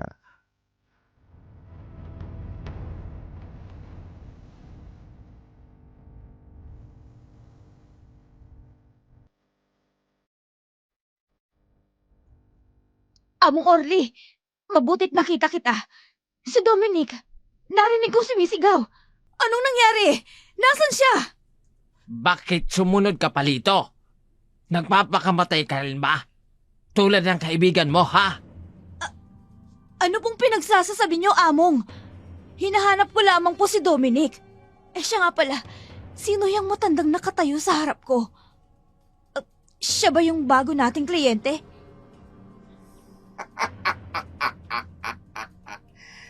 Maangas din ito, bata mo, Ole. Kliyente pala tawag sa akin. Hindi mo alam ba ako inolient ang maayos sa kanila? Papasensya ka na, kuya. Hindi ko naman inaasahan magkakaganito. Ayoko magkaroon pa sila ng ideya na ang kliyente tinutukoy ko ay kamag-anak ko pala. Ha? Wala pa naman siya nakikita, hindi ba? Salba pa buhay niya. Maliban ka lang sa kanya kaibigan. Ano pong ibig niyang sabihin? Si Dominic, nasan po si Dominic? Pakawalan niyo ako rito! Kung sino man ang nakaririnig sa akin! Tulong! Tulungan niyo ako! Among, si Dominic! Dalhin niyo ako sa kanya! Kailangan ko siyang paliwanagan! Itigil mo yan. Huwag mo nang puntahan pa si Dominic. Madadamay ka lang. Ole! Kung tama hinala ko, hindi nga ba't babae isang ito? Makanta? Ang bilis niyang nakalapit sa akin. Hindi ko man lang napansin. Anong... Among, ano to? Huwag mo naman akong iwan sa ere. Hindi ako makagalaw. Hinahawakan niya ang mukha ko. Kuya, ano na naman ang binabalak mo? Bilak mo ang isang alaga ko. Huwag mo na idamay ang isang yan. Sa takal ko na bubuhay. Wala ko muli na buhaya na ko sa babae. Kawi ko kaya siya asawa ko. Tama na, kuya. Pinalagpas ko na kanina ang ginawa mong pagkulong kay Dominic. Pero sa pagkakataong ito, papalag na ako. Mahalaga sa akin ang bata yan. Pakiusap, pakawalan mo sila. Lahat ng bata rito, ibibigay ko. Wag lang sila. Aarbolin ko sila sa'yo. Makakawa mo ako sa wayan. Dahil sa talawak yan, katuko mo ako. At mga apon mo lamang ang makayan. Alam mo na isa, at tauhan ko, samantala at talakang ito, maaaling magpatuloy ng lahi natin. Sila piliin mo laban sa akin? Kuya, hindi sa ganoon. Kaya lang, Kaya lang ay ano, hindi mo ko kayang mapakpikyan. Dahil mas mahalaga sila kaysa sa akin. Sa tingin mo pa, papayak ako sa gusto mo. Hindi. Dahil sa akin na at talakang ito, pati ang pinapihak ko sa'yo, kaya wala kang makakawa pa. Papakinapagan ko ang batang sa kapal sa aking plano. Among Orly, tulungan mo kami. Pakiusap. ang alaga ko, hindi pwede ito. Ilang taon na ako nananahimik at hindi tumutol sa mga gusto niya. Ngayon ko lang mapaninindigan ang isang pakay na mahalaga sa akin. At ito ang mga ampung ko. Tulungan niyo kami! Tay Orly! Tama na, kuya!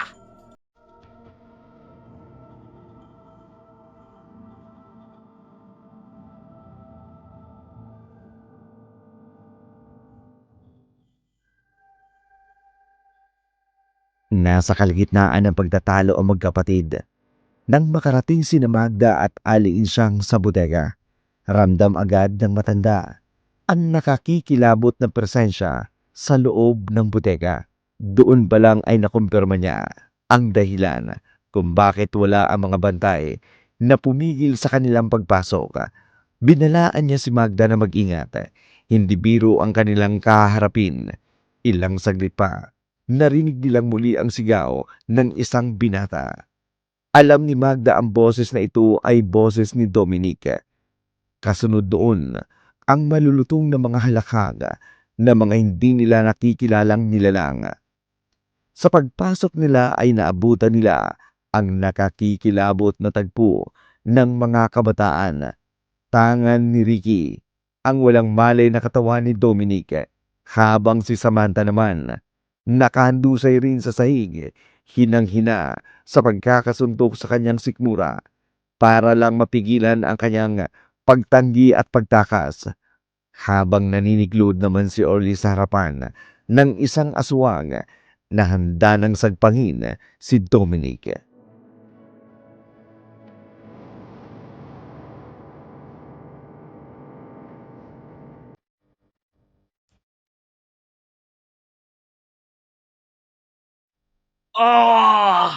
Isa tanong! Isa sakot! Ako o ang batang ito? Ako na lang ang parusahan mo. Huwag ang mga bata. Pakiusap. Isa kahangal uli! Mamaya ka na sa akin, pinata. Uunahin ko at tatay-tatayan ninyo! Dominic!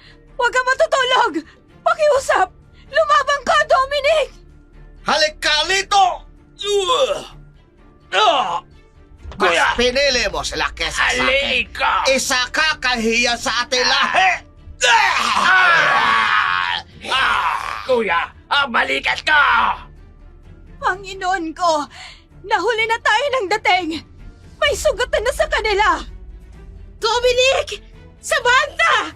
Aliin siyang, anong gagawin natin? Anong klaseng nilalang ang nasa harapan natin? Isa siyang sigbin. Hindi biro ang kaharap natin ngayon. Diyos ko, mukhang nagkamali ako ng pagsugod natin sa lugar na ito. Sino kayo mga pangahas na pumasok sa akin teritoryo? Hindi! Sino? Insyang! Ikaw ba yan? Orlando! Anong ibig sabihin nito? Mga istolbo kayo! Kinukulo nyo ang aking pagkain! Magda! Kumilos ka na! Lapitan mong mga bata! Kung maaari, ilayo mo na sila rito! Ako nang bahala sa Sigbi na yan! Opo! At ano sa tingin nyo kinakawa nyo? Itigil nyo pakikaalam nyo! Naligat siya saglit. Kailangan ko rin kumilos. Dudukutin ko ang mga mata mo. Gamit ang maliit ko baliso. Mata ko! Visit ka, Ole! Mga bata, bumangon kayo riyan. Pagkakataon na ito para maitakas ko kayo. Dalihan ninyo ang pagkilos! Aling Magda! Wala pa ring malay si Dominic! Ano ba kasing ginawa sa kanya? Sinakal siya ng lalaking yun at nawalan ata siya ng hangin. Ilang minuto na siyang hindi tumutugon sa pagtawag ko. Dominic, gumising ka riyan. Sagutin mo ang pagtawag ko sa'yo. Dominic! Wala nang oras. Kailangan ko na siyang i-CPR. Kailangan mo pang mabuhay, Dominic! Sinubukang i-CPR ni Magda si Dominic habang si Aling Insyang naman at si Orly magkasamang kaharap sa umuungol na si Ricky. Sa lakas ng pagkakasuntok ni Orly sa mata ng Sigbin, nawalan ito ng panimbang dahilan para saglit itong mawala ng balanse at matumba. Umuhol sa sakit ang Sigbin. Dito na siya nakakuha ng pagkakataon para daluhan si Aling Insyang. Sinubukang ampatan ang duguan nitong balikat.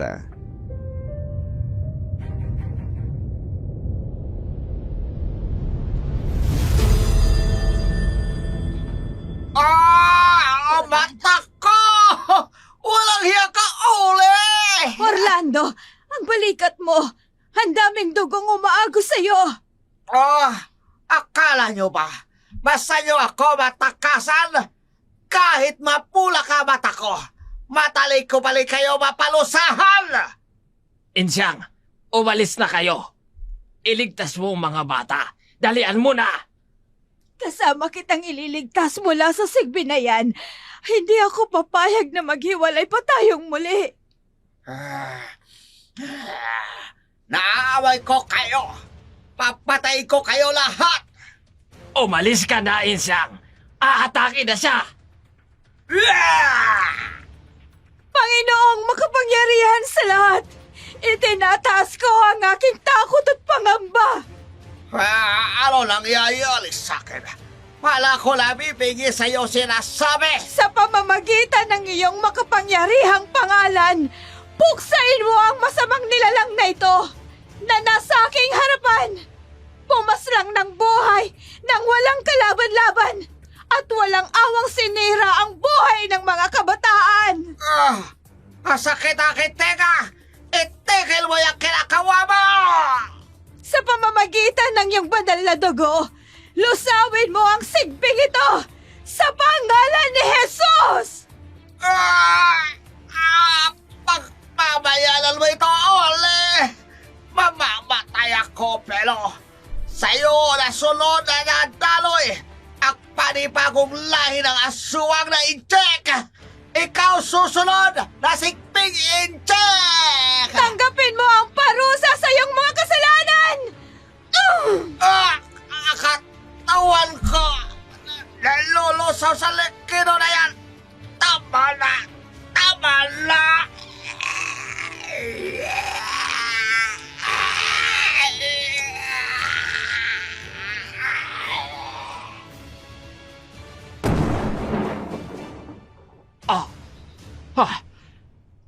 Bigla siya sumabog. Anong ginawa mo?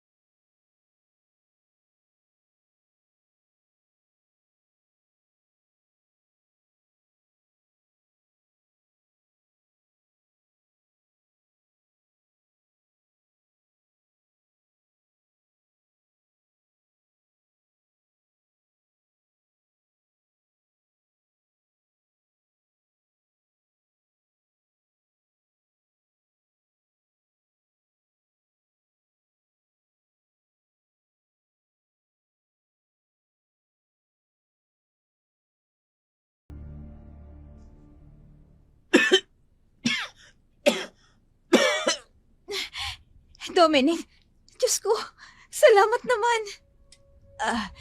Dominic, huminga ka ng dahan-dahan. Baka akong mapasama sa'yo kung bigla ka rin kikilos. Babalikan ko si Orlando. Ikaw nang bahala sa kanya, Magda. Ako nang bahala sa kanya, Aling Insyang. Sa wakas, nagkamalay ka na rin, Dominic. Si Tatay Orly, nasaan siya? Kasama si Aling Insyang. Masama ang tama niya. Kahit kapatid siya nung Ricky, sinaktan pa rin siya nito. Dalhin mo ko sa kanya. Pakiusap. Baka hindi mo pa kayang kumilos. Tulungan natin siyang maglakad, Aling Magda. Sige, humawa ka sa amin.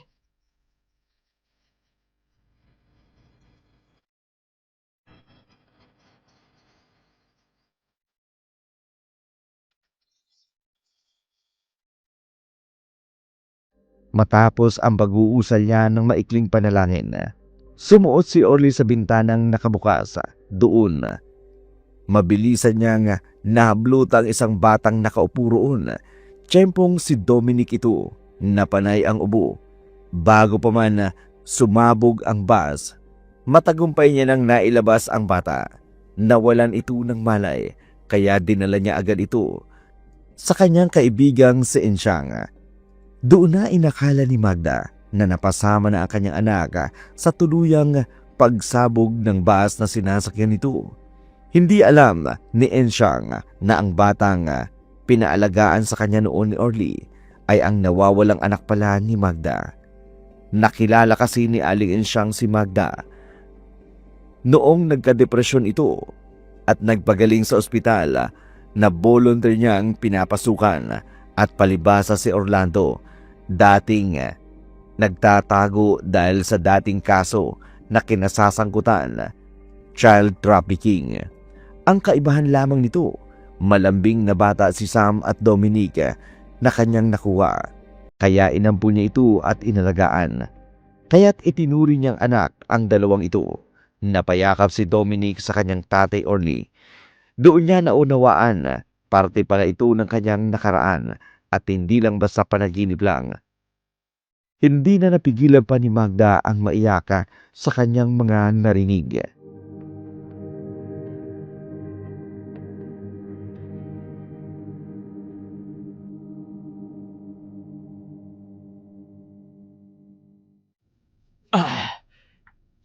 Napuluhan ako ng kapatid ko. At sa tadya ko, hindi basta-basta hilom ang sugat na natamo ko. Huwag kang magsalita ng ganyan. Baka nakakalimutan mong isa akong nurse. Kaya kong gawa ng paraan para maampat ang sugat mo. Lahat gagawin ko para maligtas ka lang. Natatakot ako sa bantang sinabi kanina ng kuya ko. Sa kondisyon ko ito, sigurado ako may ginawa siya kanina bago niya ako kinagat.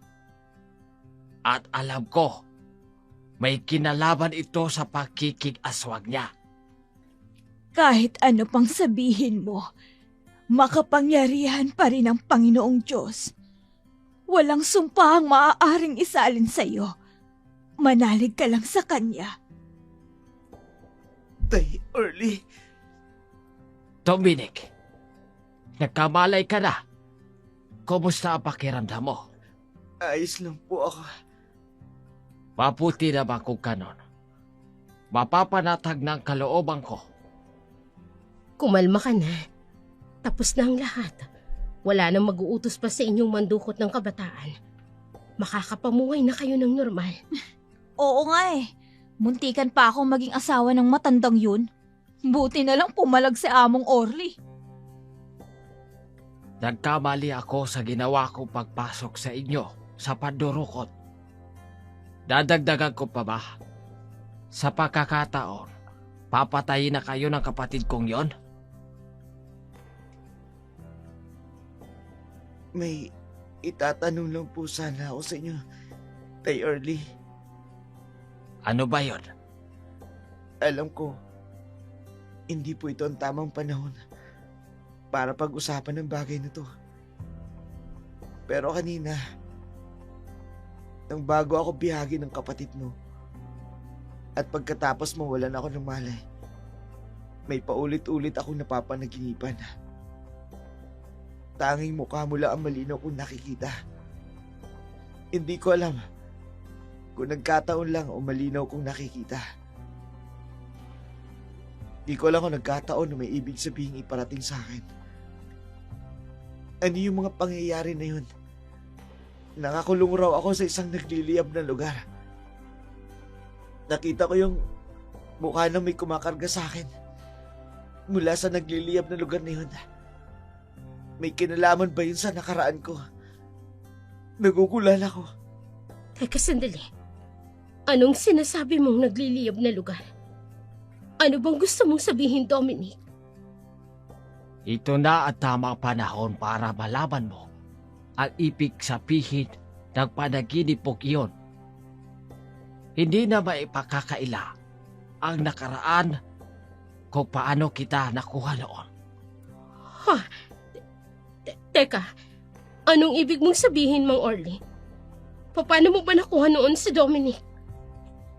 14 na taon na ang nakalilipas mula na makuha ko si Dominic sa isang nagliliyab na bus.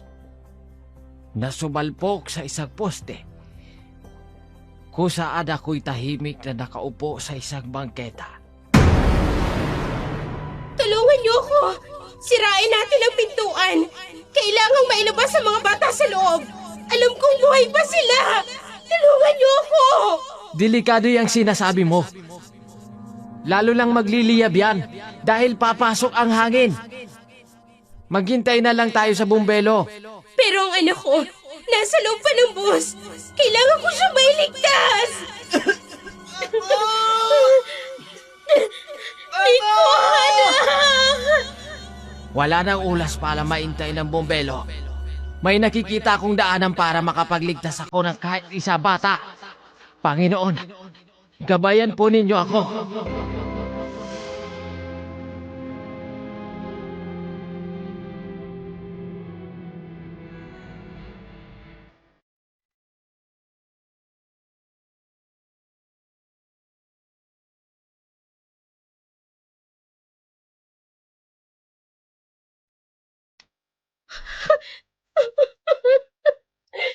Oh, Diyos ko! Totoo ba ang lahat ng naririnig ko? Ikaw, Mang Orly, ikaw yung lalaking kinakausap ko na tumulong sa akin para iligtas mula sa sunog ang aking anak. Ikaw rin pala ang sumalba ng buhay ng nawawala akong anak. Taya, sandali. Aling Magda. Miko! Miko, anak ko! Ang tagal na panahon kong nangulila sa'yo. Ang tagal kong nagluksa sa pagkawala mo. Buhay ka, anak. Buhay ka, Miko. Sinong mag-aakalang ikaw ang nanay ng batang minsan ko ring inalagaan. Ngayon, alam ko na kung bakit ka mahilig sa kabataan. Yun ay dahil kaedad ng mga kabataan ng anak mong nawawala. Dominic, Miko palang tunay mong pangalan. Masaya akong makilala mo ang tunay mong ina. Sandali. Nabibigla ba ako sa mga naririnig ko? Nananaginip ba ako? O isang biro lang ang lahat ng nalaman ko? Dominic, o Miko man ang pangalan mo. Nakilala at nalaman mo man ang tunay mong pagkatao. Ibig bang sabihin ito? Kalilimutan mo na ako? Hindi ko gagawin yun. Napakalaki ng utang na loob ko sa inyo. Matagal na siguro akong patay. Kung hindi dahil sa iyo, Tatay Orly.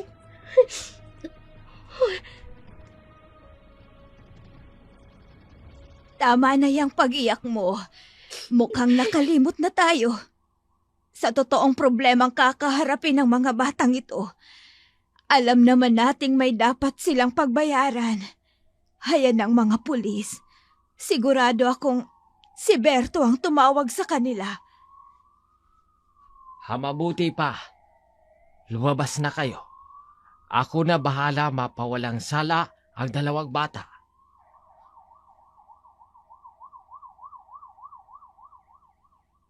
Pero tay, anong gagawin nyo? Sa tingin mo ba, makakaligtas pa ako sa kondisyon kong ito? Hindi na.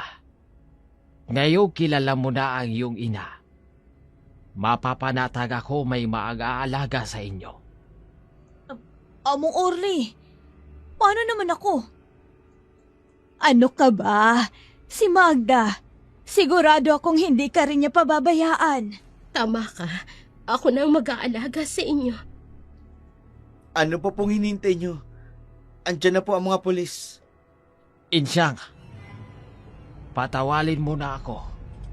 Pero kailangan kong mawala ang mga ebidensyang magdidiin sa mga bata. Kaya umalis na kayo, bago pa kayo madamay. Among Orly, ano ba talagang balak mo?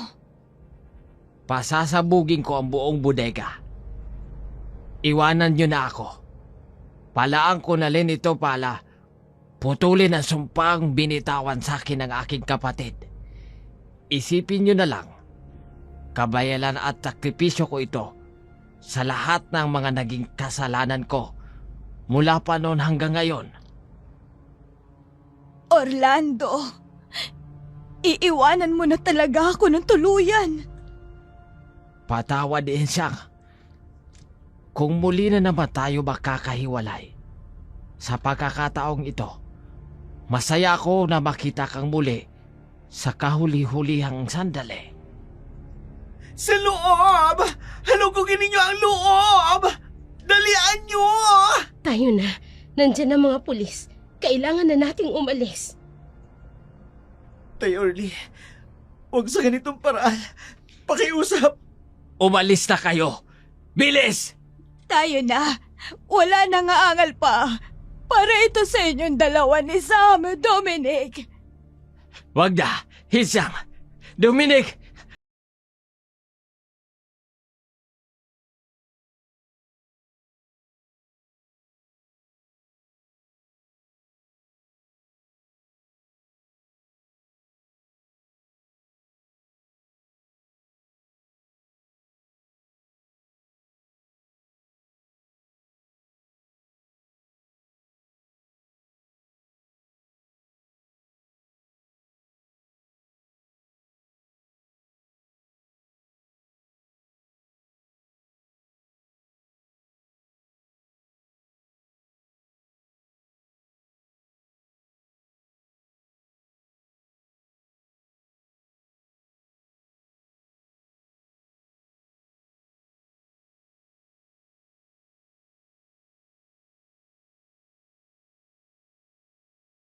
Na magsakripisyo.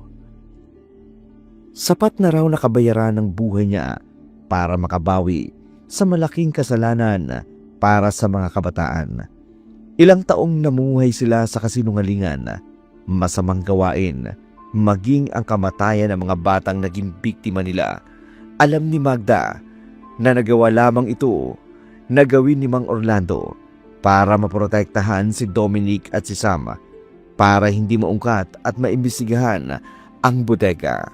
Kontento na siyang makitang namumuhay ng normal ang dalawang batang minsan niyang inalagaan at pinahalagahan. Sinarado na ang kaso ng mga batang nawawala at namatay dahil wala ng lead ang imbestigasyon. Tanging sila Aling Insyang, Magda, Sam at Dominic na lang ang nakaalam ng buong katotohanan.